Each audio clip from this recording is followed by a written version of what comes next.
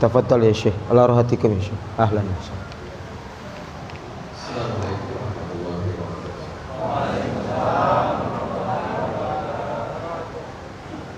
Alhamdulillah nahmaduhu wa nasta'inuhu nu'minu bihi wa natawakkalu 'alayhi. Na'udzu billahi min shururi anfusina wa min sayyi'ati a'malina. Man yahdihillahu fala mudilla lahu wa man yudlil fala hadiya lahu. نشهد أن لا إله إلا الله وحده لا شريك له ونشهد أن محمدا عبده ورسوله بعد طبتم وطاب مشاكم وتبوأتم من الجنة منزلا مصداقا لقول النبي صلى الله عليه وسلم صلى الله عليه وسلم من سلك طريقا يلتمس فيه علما سهل الله له به طريقا إلى الجنة. اللهم Alhamdulillah, setelah beliau menyampaikan takzim, salam dan takzim diiringi dengan mukadimah, saya melihat kita semua ini adalah calon-calon ahlul jannah. Wajah-wajah kita wajah-wajah ahlul jannah. Ini sesuai dengan hadis Nabi, man salaka tariqan yaltamisu bihi ilman sahhalallahu lahu tariqan ilal jannah, yang artinya siapa yang menempuh jalan untuk menuntut ilmu, maka Allah akan memudahkan baginya jalan menuju surga. منذ قليل الأستاذ شمس الدين تكلم كلمة طيبة عن الابتلاء والفوائد من ابتلاء كورونا. ذكر آية مباركة في سورة الأنفال الآية 33 قول الله سبحانه وتعالى وما كان الله ليعذبهم وأنت فيهم وما كان الله معذبهم وهم يستغفرون. Ya, tadi beliau menyimak apa yang disampaikan oleh Ustadz Samsudin Ahmad terkait dengan peristiwa corona yang mendera, yang menimpa kita semua. Beliau kutip dalam sebuah ayat surah Al-Anfal. Allah tidak akan menurunkan azab wa anta fihim, sedangkan wa ma yu'adzibullahu wa anta fihim, dan tidaklah Allah mengadab atau menyiksa sedangkan kamu berada pada posisi itu. Kemudian Allah tidak akan mengadab seseorang sedangkan penduduknya itu sedang memohon ampun, sedang beristighfar kepada Allah Subhanahu wa taala. Allah Subhanahu wa taala tawa'ada aw wa'ada bi an la yu'adzib ummatahu wa ummat Muhammadin sallallahu alaihi wasallam. Qala ma fihi an-nabi. طب النبي مات خلاص؟ لا. طالما فيهم سنة النبي بعده. Ya. Jadi Allah menurunkan peristiwa atau bencana, azab apapun bentuknya, itu adalah ketentuan sunatullah yang berlaku dari dulu sampai sekarang pun itu mesti akan terjadi, dan itulah ketentuan sunatullah. فانتبهوا يا أحباب إن أردنا الأمان من عذاب الله في شرطين في الآية: أن نكون على سنة محمد صلى الله عليه وسلم وهديه، وأن نستغفر الله من الذنوب والخطايا قدر جهده. Kalau kita kepingin selamat, aman dari azab Allah Subhanahu wa taala, yang pertama tegakkan, amalkan sunnah. Yang kedua adalah kita segera memohon ampun dan beristighfar kepada Allah Subhanahu wa taala. Apa syaratnya tadi? Tegakkan sunnah dan فالذي قدر البلاء والذي قدر قدر كورونا وغير كورونا هو الملك الجبار ليبتلينا وليمحصنا. فمن أراد أن يكون في مأمن من عذاب الله الذي قدره الله بهذين الشرطين. Jadi musibah apapun, corona bukan corona, apapun yang terjadi itu merupakan ketentuan Al-Jabbar, sifat Allah Subhanahu wa taala yang maha mengatur segalanya. Kalau kita kepingin aman dari musibah apapun, syaratnya tadi cuman dua tadi. وهنا أسأل سؤال هل نحن على سنة النبي صلى الله عليه وسلم. Pertanyaan dari saya, kata beliau, apakah kita ini sudah berada pada atau cinta kepada sunnah Rasulullah Sallallahu Alaihi Wasallam? نعم يا شيخ إن شاء الله نحن على سنة النبي صلى الله عليه وسلم. يا أحباب الدين لا يؤخذ بالعادات والتقاليد. الدين يؤخذ بالتعلم والعلم. Nah, bukti kita mengamalkan sunnah, mengaku cinta pada sunnah, ketahuilah din, syariat, sunnah, agama yang kita amalkan ini, kita mengamalkan bukan ikut-ikutan, bukan taklid, bukan budaya, tetapi din ini diamalkan atas dasar ilmu Allah Subhanahu wa taala. Paham kan ya? Paham tadi ya? Paham enggak? Berarti saya berhenti nerjemah ya? Belum paham ya? Ayo, tempat dulu. Di surah Muhammad قال تعالى فاعلم أنه لا إله إلا الله واستغفر لذنبك. البخاري أورد هذه الآية في صحيحه في باب اسمه العلم قبل القول والعمل. العلم قبل القول والعمل لأن الله بدأ بالعلم أولا. Ayat yang beliau jelaskan tadi, paham enggak Pak Iwan? Paham enggak? Gitu mudahnya kok nggak paham ya.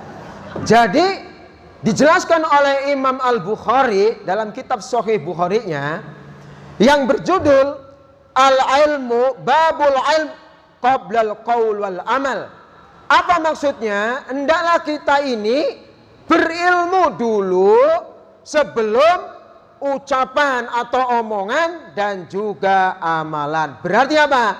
Ucapan dan amalan kita ini harus senada dengan ilmu. Ya Syekh, lakinna naf'al kama kana yaf'al al-aba' as-sabiqin. Hada laysa hujjatan 'inda Allah. Ada pertanyaan, Syekh. Saya akan mengamalkan apa yang orang tua saya amalkan. Dan guru-guru saya, apa yang guru saya amalkan terdahulu. Ini bukan hujjah di hadapan Allah Subhanahu wa ta'ala. Qala ta'ala fi surah Al-Baqarah.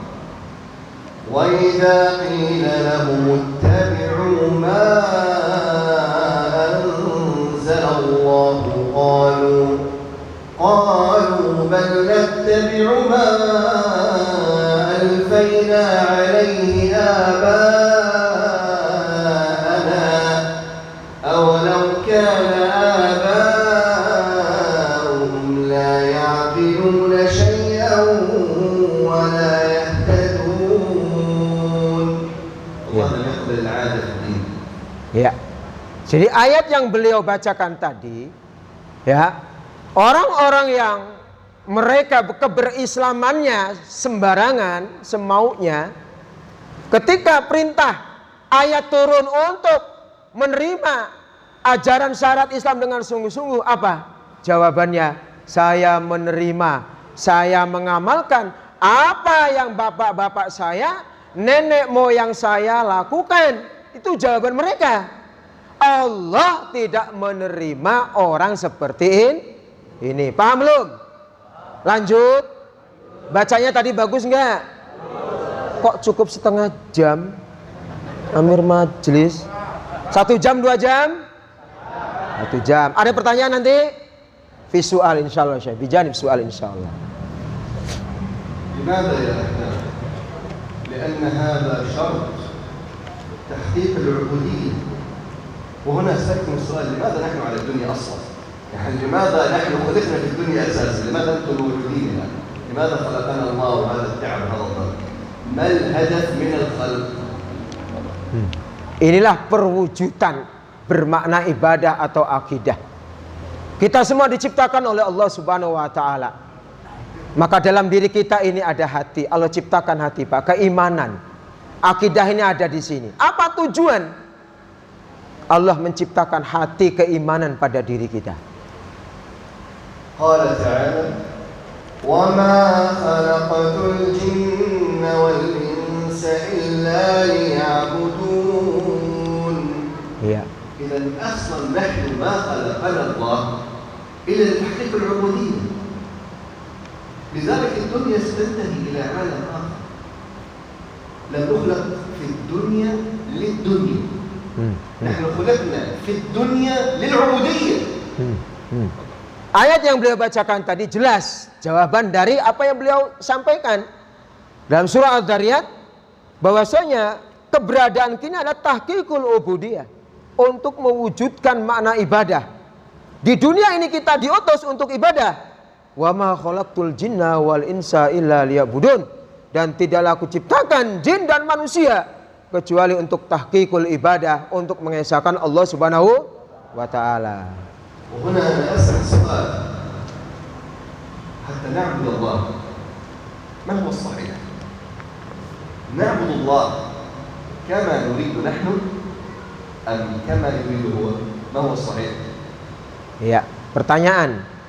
Dalam menyembah Allah Subhanahu wa taala, mana yang benar? Menurut kita atau menurut kehendak yang telah ditentukan oleh Allah Subhanahu wa taala? Ma huwa shahih? Mana yang benar kira-kira? Menurut Allah. Dari siapa?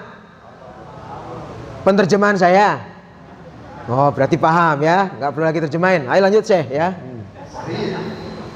نعبد الله كما يريد هو، لأنه قد أعبده بشيء أنا أظنه جيد لكنه لا يريده، وضاعت عبادتي. Tuh, walaupun menurut kita ibadah itu bagus, menurut kita nih bagus, indah, tapi nggak sesuai yang dikehendaki oleh Allah, maka sia-sialah orang ibadah kepada Allah seperti itu. إذن الصحيح أن أعبده كما أراد هو، كما أراد هو في كتابه أو في سنة نبيه صلى الله عليه Oleh وسلم. karena itu yang benar adalah menyembah Allah mengikuti kehendak yang Allah tentukan sesuai dengan tuntunan Al-Quran dan As-Sunnah. وكيف نعرف مراد الله؟ ما في حتى أحقق العبودية أصلا لابد نعرف إيش معنى العبودية في اللغة العربية. العبودية في اللغة العربية هي خضوع وذل. خضوع، ما معنى خضوع؟ الخاضع هو الذي يطيع يطيع يطيع، لا يستطيع أن يعصي، يطيع حاضر حاضر مثل العبد مثل الخادم المطيع. الذل يعني الانكسار، يعني ممكن إنسان يطيعك حاضر حاضر سأفعل، لكن هذا ليس انكسار، لا، أنت تطيع مع انكسار لله سبحانه وتعالى. إذا هذه العبودية خضوع مع ذل. Oleh karena itu makna ibadah harus kita memahami dengan betul-betul. Apa itu ibadah? Al-khudu'u wa tadallul. Artinya kita ini merendah diri dan tunduk kepada Allah Subhanahu wa taala. Tunduk kepada aturan yang telah ditentukan oleh Allah Subhanahu wa taala, dan kita khusyuk merendah diri di hadapannya. Itulah ibadah. Jadi dari sinilah makna daripada ibadah kepada Allah, tahqiqul ibadah. فهنا كيف أعرف مراد الله؟ إن كنت سأعبد الله كما يريد، كيف أعرف مراد الله؟ هل في تليفون لله تعالى فيها بيت؟ يا الله ما كيف أفعل في الزواج؟ كيف أفعل في البيع؟ هل يوجد تليفون؟ ما يوجد تليفون. كيف أعرف مراد الله؟ Pertanyaan dari beliau, bagaimana cara kita mengerti maksud Allah, keinginan Allah? Kalau kita kangen sama istri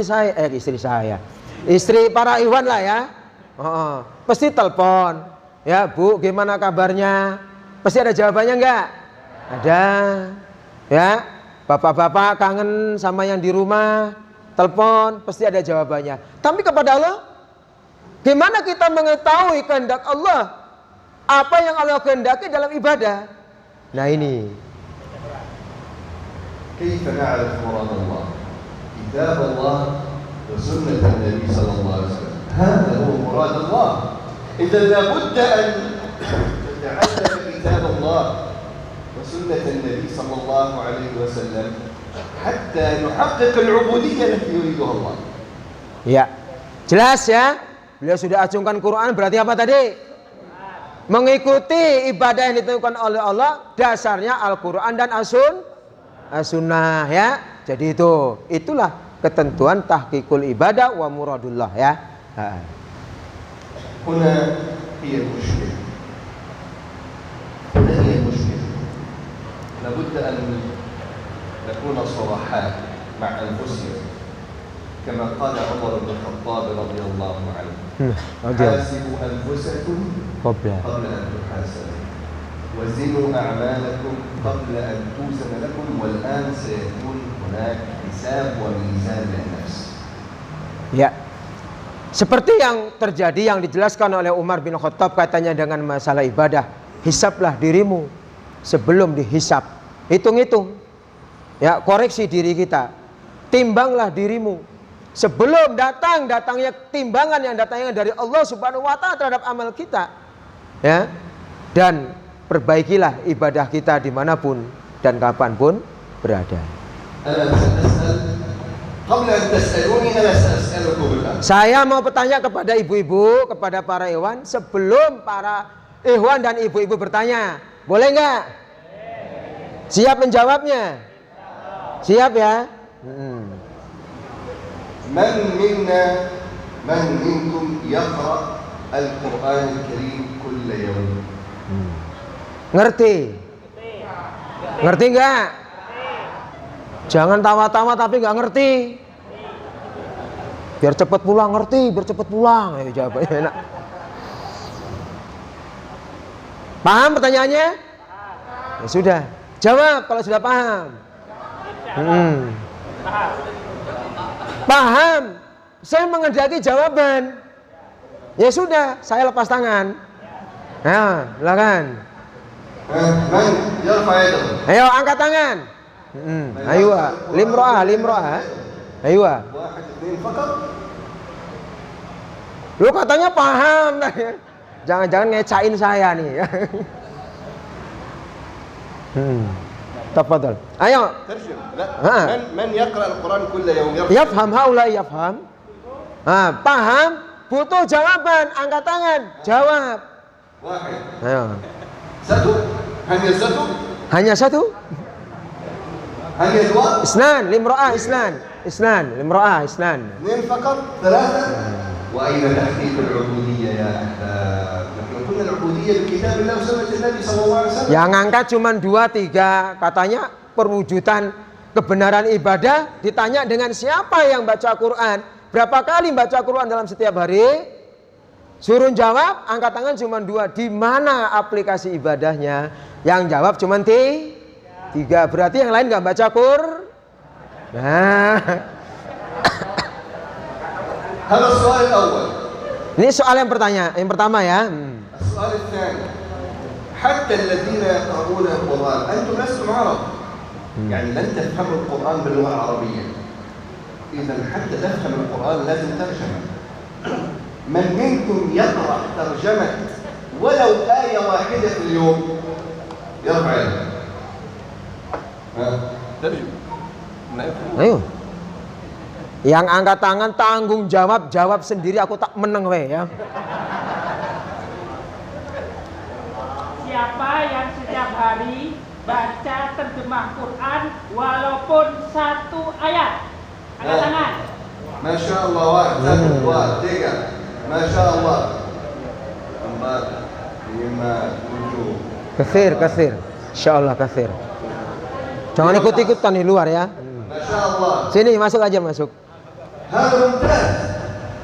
لأن هذا الشرط الأول لتحقيق العبودية وهو كتاب الله. بارك الله فيكم. بقي السؤال الثالث. Sekarang soal yang ketiga, saya diam aja. نحن قلنا أن العبودية لا تتحقق إلا بكتاب الله وسنة النبي صلى الله عليه وسلم. ليس القرآن فقط يكفي. قل لهم أن العبودية بكتاب الله وسنة النبي. القرآن فقط لا يكفي. Jadi yang ketiga pertanyaannya, baca Quran saja belum cukup, tapi harus memahami sunnah. Ini dalam perwujudan makna ibadah. Siapa yang sudah seperti itu? قال النبي صلى الله عليه وسلم لقد تركت فيكم ما إن تمسكتم به لن تضلوا بعدي أبدا.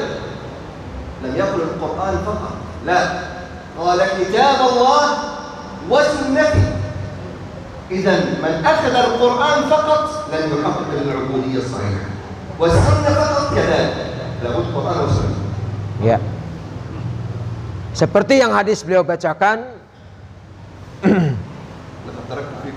tidak taraktu fikum amroini, aku tinggalkan kepada kalian 2 perkara, yang mana jika 2 perkara ini diamalkan kamu tidak akan tersesat selama-lamanya, yaitu Al-Quran dan As-Sunnah.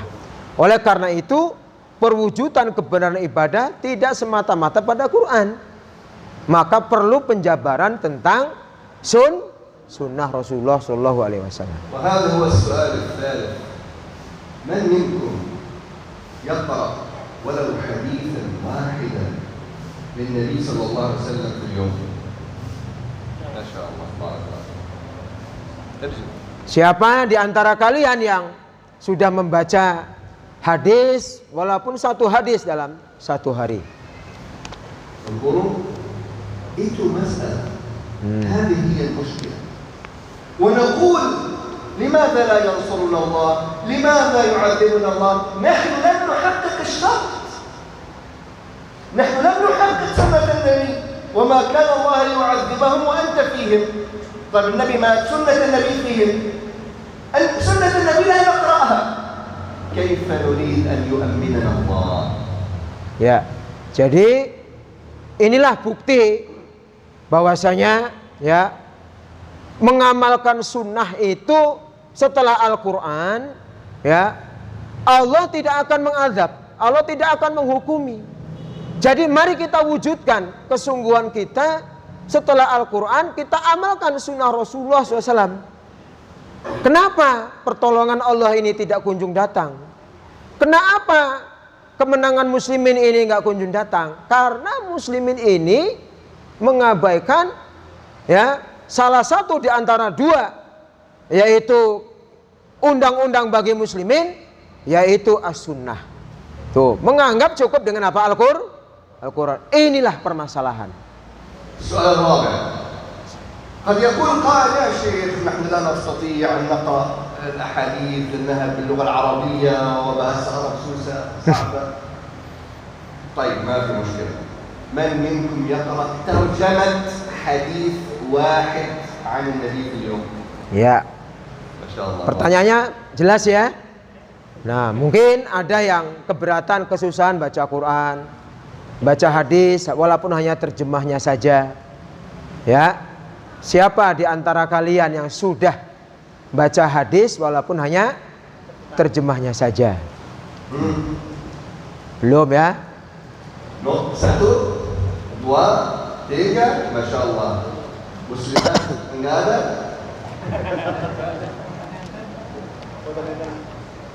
إذا هذه مشكلة. هذه مشكلة. كيف ندعي أننا نحقق العبودية وأركان العبودية ليست موجودة؟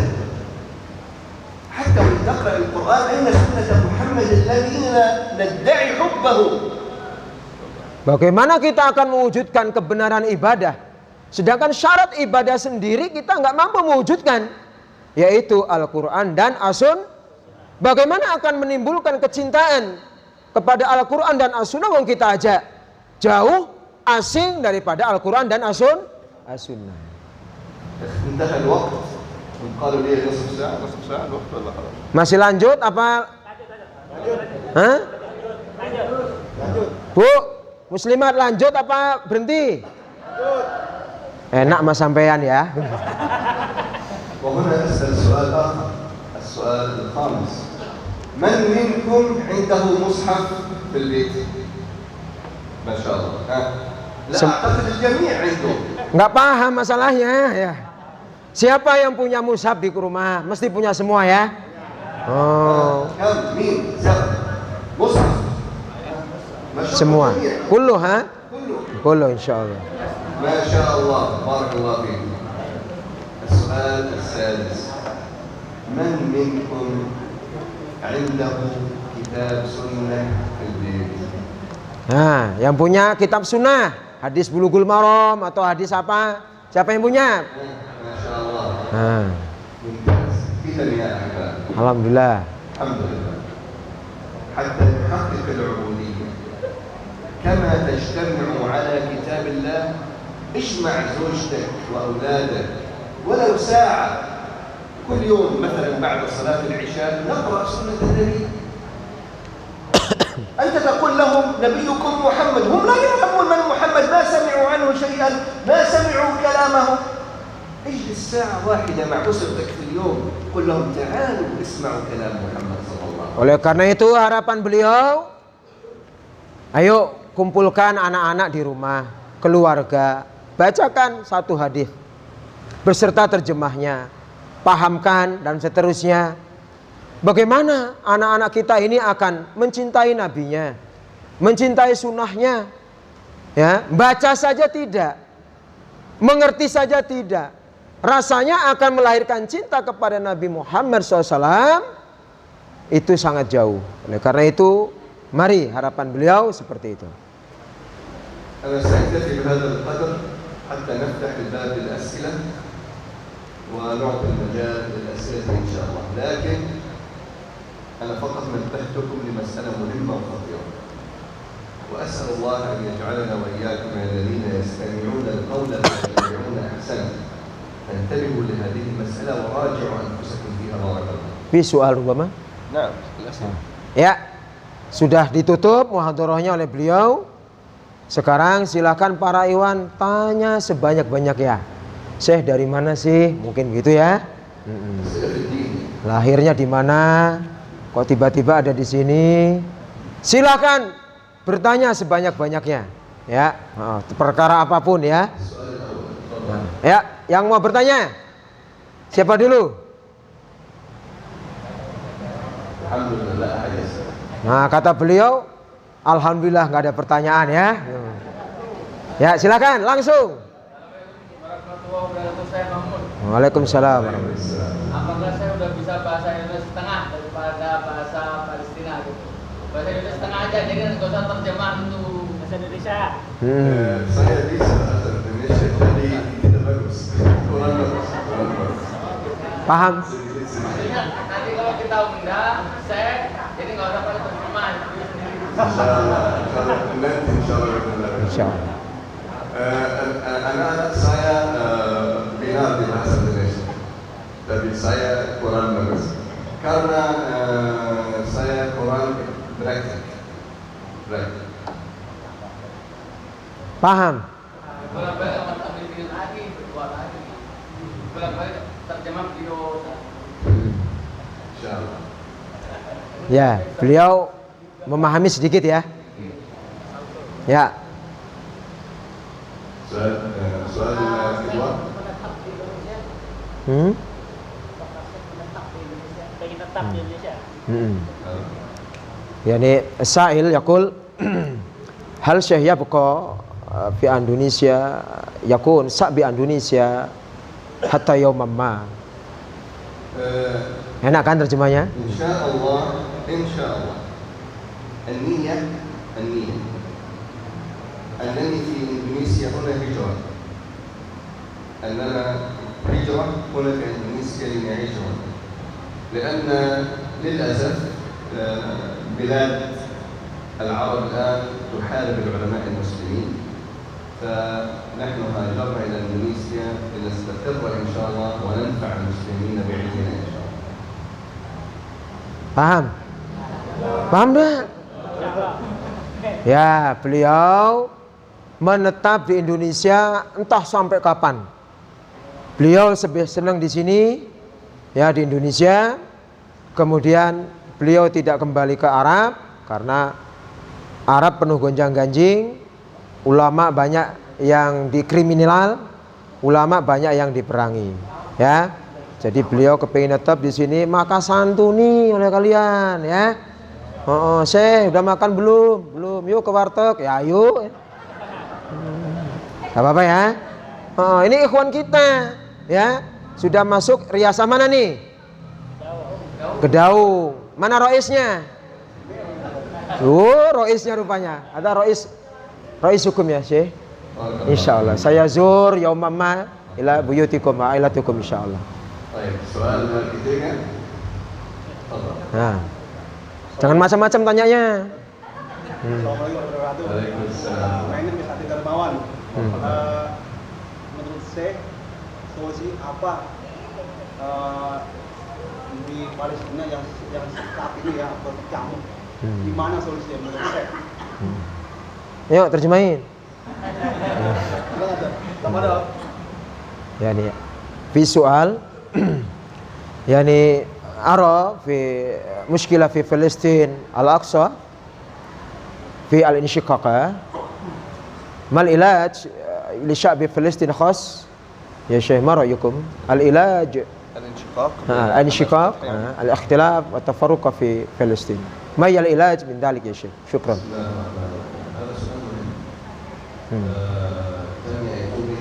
Duduk. Oh.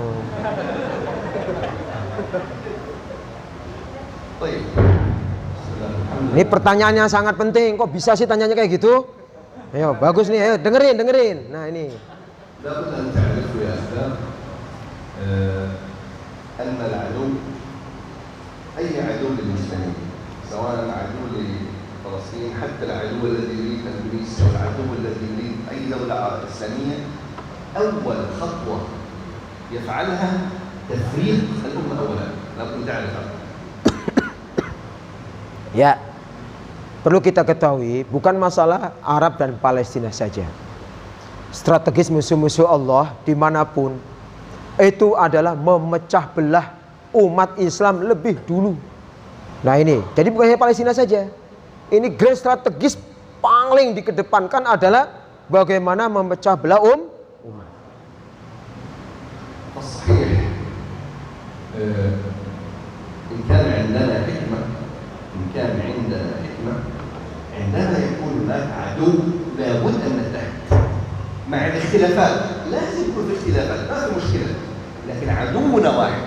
نحن كتابنا واحد، سنة واحد. يا أخي ما مشكلة أنت حنفي شافعي، إحنا مسلمين، لكن عدونا واحد. فالأصل عند وجود عدو أن نتحد.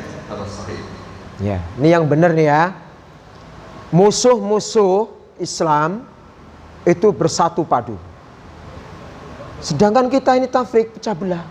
Padahal kitab kita satu, sunnah kita satu, ukhuwah kita satu.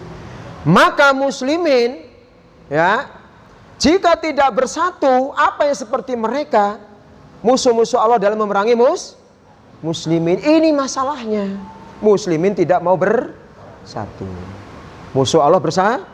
لكن بشرط أن تطمئن إلى أن أخوك الذي معك ليس موالي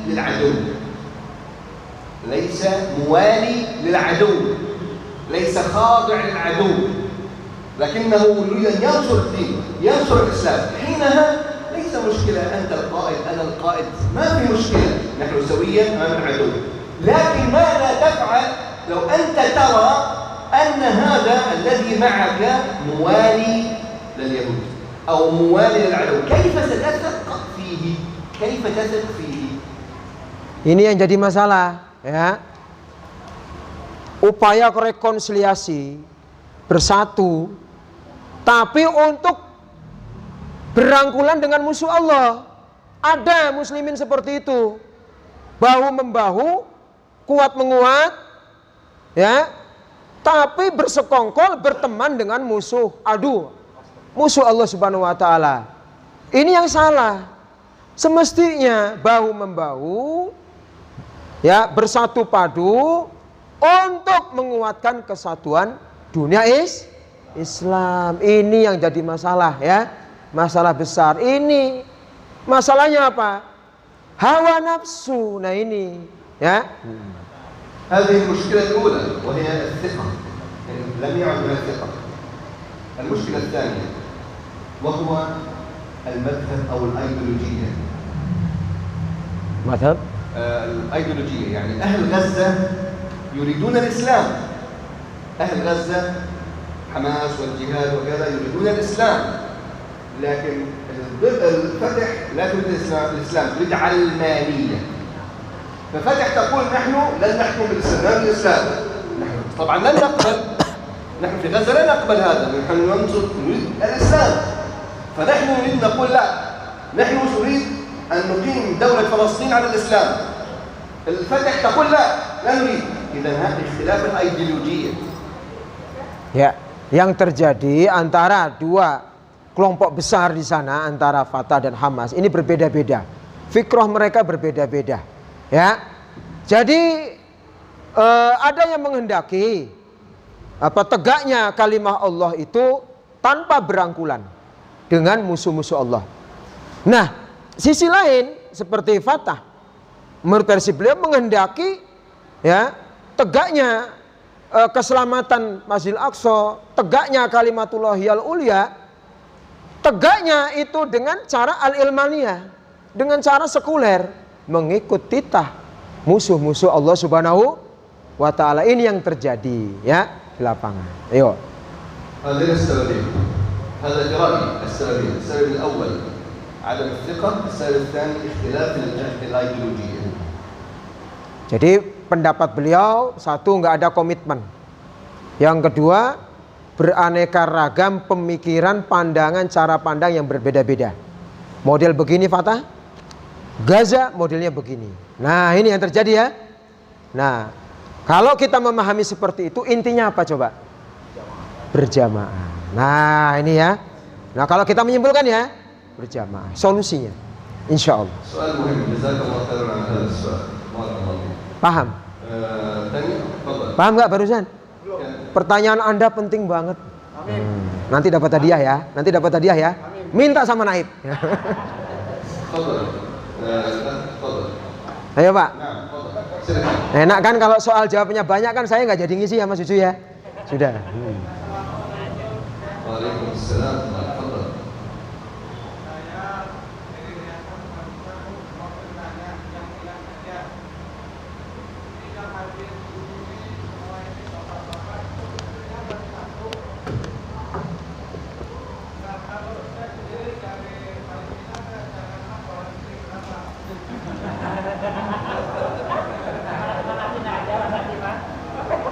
Alhamdulillahnya saya nggak dengar loh. Hal mungkin as-su'al mumti'ah wa mudhikah yu'jibuni, ya, hatta al-ikhwan yadhakun bisabab as-su'al nadir, ya Syekh. Hal mungkin syarah minkum, ya Syekh. Ya sudah, beliau berkenan untuk menjelasin atas pertanyaan Bapak yang paling beda. Aglabuna syabu Indonesia lana zaujah wahidah. Zaujah wahidah, ha? Lakin kam zaujan minkum, ya Syekh. Masyaallah. Soal muhim, pertanyaannya penting, ya. Nahnu aglab syabu Indonesia hakada zaujah wahidah duna tsaniyah wa tsalitsa. لا أستطيع أن أجامل في دين الله. لابد أن أتكلم بالحق، سواء كلام أعجب الناس أو لم يعجب الناس. لكن من كان يحب الحق ويحب سنة النبي صلى الله عليه وسلم سيسلم لأمر الله ورسوله.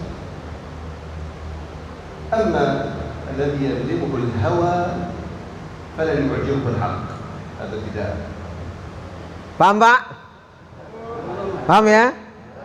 Ibu-ibu paham? Alhamdulillah ibu-ibu nggak paham. Ya. Perlu saya terjemahin Bu? Tanya lagi Bu, perlu saya terjemahin nggak Bu? Yakin? Oke siap. Jadi begini, konteks syariat itu ketentuan dari Allah Subhanahu Wa Taala. Siapa yang cinta syariat, siapa yang tidak suka syariat, semuanya ini ada. Ya. Nah, jadi siapa yang menerima tuntunan syariat, menikah lebih daripada satu, itulah ketentuan syariat. Ya, syariat yang berbicara, bukan perkara-perkara yang lain. Bukan ini perkara-perkara yang datangnya ya diada-ada dan seterusnya, bukan. Maka masalahnya ya kita menerima apa tidak syariat tersebut. Nah, itu ya. Nah. Paham, Pak? Oh. أنا أسألكم سؤال على هذا السؤال. اذكر لي نبيا واحدا. Sebutkan kepada saya satu nabi أو صحابيا atau sahabat أو صحابيا واحدا له زوجة واحدة. Sebutkan atau beritahu kepada saya ya seorang nabi atau sahabat yang istrinya hanya satu. لأنها سنة الله. فمن نقتدي لم نقتدي بالأنبياء والصحابة. هذا أولا. Ya. Jadi tidak dijumpai para nabi dan juga para sahabat ya, karena ini telah diberikan contoh, diberikan informasi, inilah iktidak kepada sunnah nabi, mengikuti sunnah nabi, terlepas pemahaman penafsirannya beraneka ragam ya. Yang ketiga, أخرج البخاري في صحيحه. اسمع هذا الحديث. أخرج البخاري في صحيحه عن ابن عباس رضي الله عنه قال: خير الرجال أكثرهم نساء. حديث البخاري. خير الرجال أكثرهم نساء. إذا العكس بالعكس. إذا aks بالعكس خلاص. سوء رجال. لا تترجم العكس. Ya su'a. La lalu terjemah aks. Indah nafkah ya.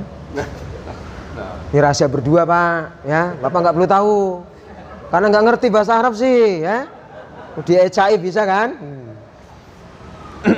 Nah, jadi dalam hadis Al-Bukhari disebutkan khairur rijal aksarun nisaan. Sebaik-baik laki-laki yang istrinya banyak. Kok kata banyaknya gede banget ya? Saya ulangi lagi. Sebaik-baik laki-laki yang istrinya aksuhu, kebalikannya. Jawab sendiri. Maka tadi saya bincang-bincang dengan beliau, senyum, aks. Kebalikannya berarti apa? Nah, kenapa tertawa? Nah kan ya, insyaallah. Ayo, tafadhol. كنا سنتكلم بالإحصائيات. statistics. معدل النساء دائما أكبر من معدل الرجال. Saya akan bicara sesuai data statistik. Jumlah laki-laki dan perempuan ini ternyata banyak mana? Banyak perempuan. Ah, di sini banyak laki-laki, Pak, tuh. Ibu-ibu dengan muslimin banyak mana? Wow. حسب الإحصائيات أن المعدل الآن 16 إلى 1. 16 banding 1. Sekarang ini muslimat atau perempuannya 16, laki-lakinya mah Satu. Nah, Masya Allah nih. هذا إحصائيات على الإنترنت موجودة. Nah, ini data statistik yang dijumpai di internet. إذا هذه المرأة لها حق، لها شهوة. الأخت المتزوجة تقول ولماذا لا تكوني أنانية. النبي صلى الله عليه وسلم يقول لا يؤمن أحدكم حتى يحب لأخيه ما يحب لنفسه.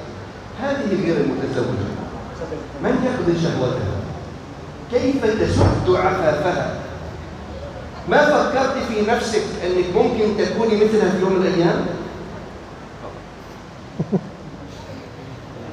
هو يخاف. زوجتك موجودة؟ Terjemahin nggak ya? Bu, terjemahin nggak Bu? Ya. Mereka juga para wanita muslimat yang lain seperti istri yang Bapak miliki. Punya syahwat, punya keinginan. Ya. Punya keinginan. Umpama mau melangkah, Pak dengerin ya Pak ya. Mau melangkah.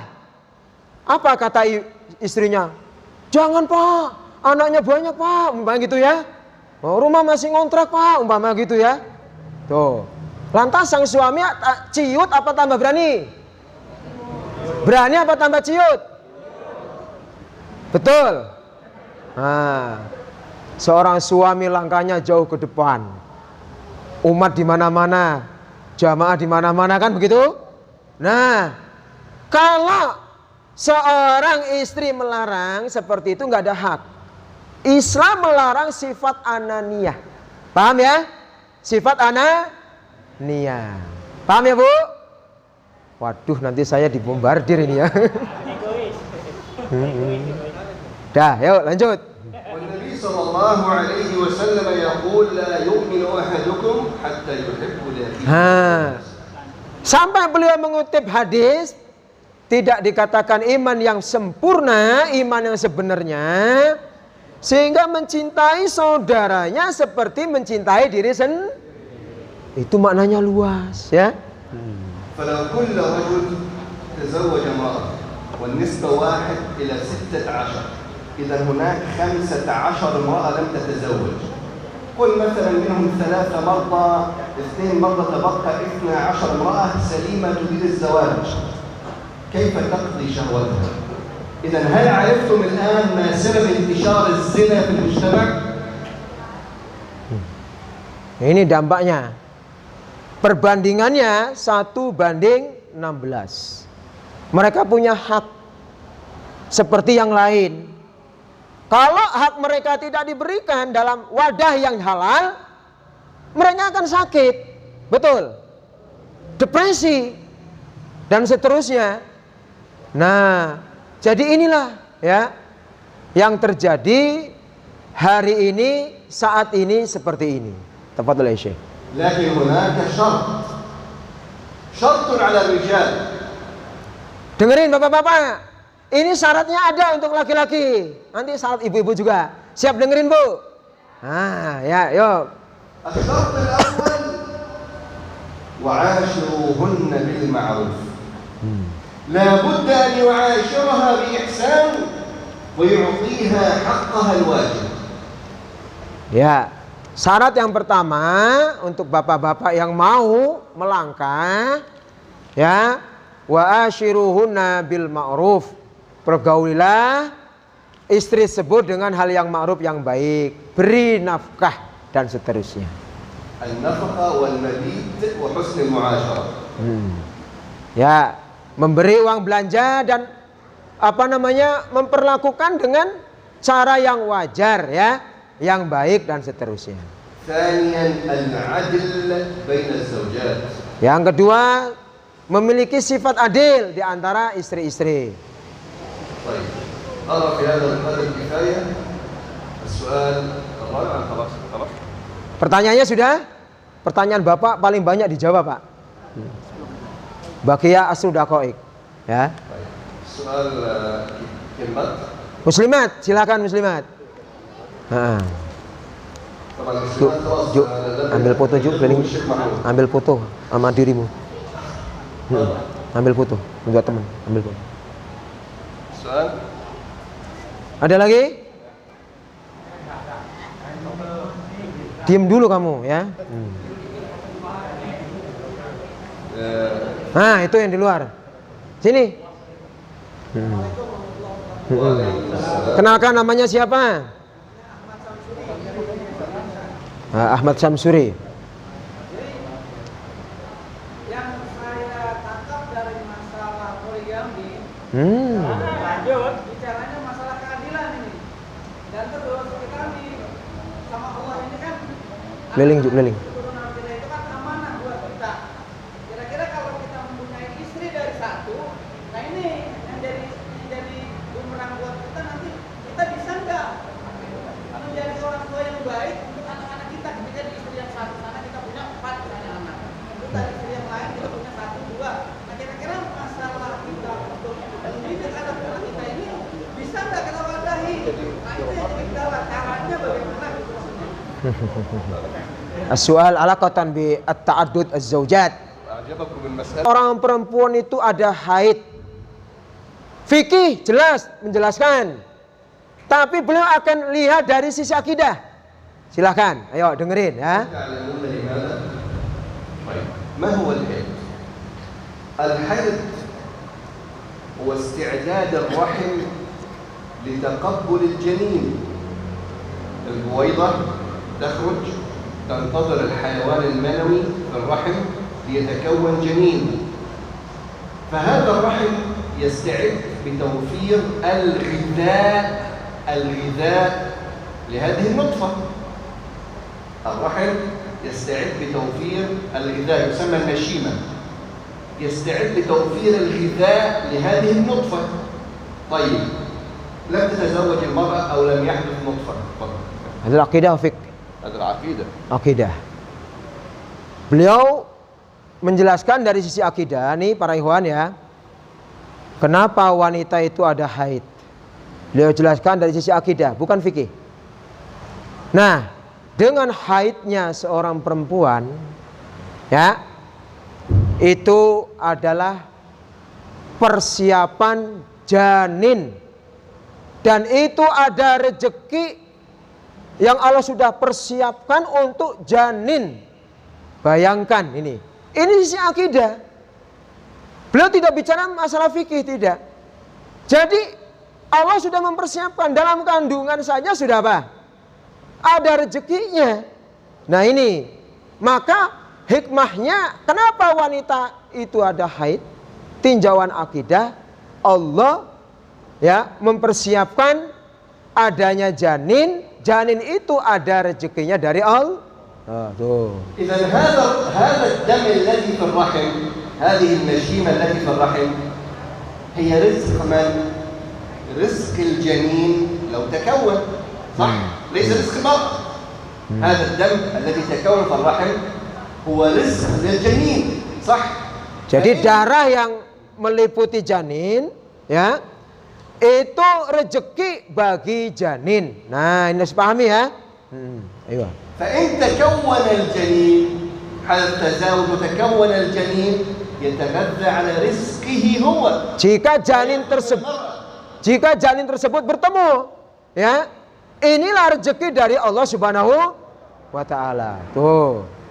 طيب لو لم يتكون جنين هل تنتفع المرأة بهذا الرزق بهذا الدم؟ لا، يسقط في الزبالة. Kalau janin ini tidak bertemu, maka rezekinya nggak bermanfaat bagi janin. Bayangkan tuh. Ini dari siapa tadi? Akidah, bukan fikih ya. يعني رزق الجنين داخل بطنها فإن لم يتكون الجنين لا تنتفع برزقه. كل مخلوق له رزقه هو. Tuh, semua makhluk sudah dijamin rezekinya oleh Allah Subhanahu wa taala. Janin yang bertemu dengan yang tidak, yang bertemu kasih rezeki, yang tidak bertemu tidak dapat rezeki. Simpelnya begitu ya. Cukup ya.